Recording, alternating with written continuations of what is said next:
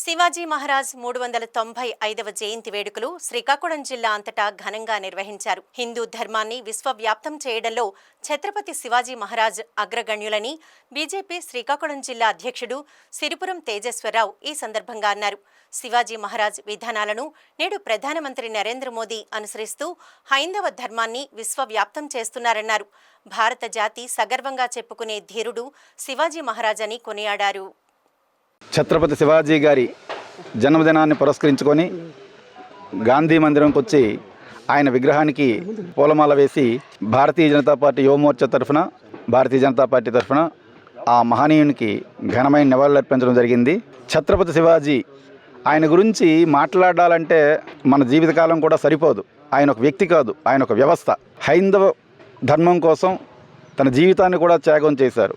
మహమ్మదీయులందరినీ ఎదిరించి ఈరోజు మనమందరం హిందువులుగా ఇంత గర్వంగా ఉన్నాము అంటే దానికి కారణం ఛత్రపతి శివాజీ గారు. అలాంటి మహనీయుణ్ణి మనం ఈరోజు స్మరించుకోవడం నిజంగా మన అదృష్టంగా భావించాలి. హిందూ మతంలో ఆయన ఒక మహోన్నతమైన వ్యక్తి. అలాంటి చక్రవర్తి మళ్ళీ పుడతాడని నేను అనుకోవట్లా. అలాంటి మహనీయుణ్ణి స్మరించుకుంటూ ఈరోజు ఆయన జన్మదినాన్ని మనం చేసుకోవడమే కాకుండా ప్రతి ఒక్కరికి ఆయన జీవిత చరిత్ర తెలియజేయాలని, మనలాంటి వాళ్ళమందరం ఆయన కోసం, ఆయన జీవిత చరిత్ర కోసం ప్రతి ఒక్కరికి తెలియజేసేట్టు ప్రయత్నించాలని కోరుకుంటూ ధన్యవాదాలు.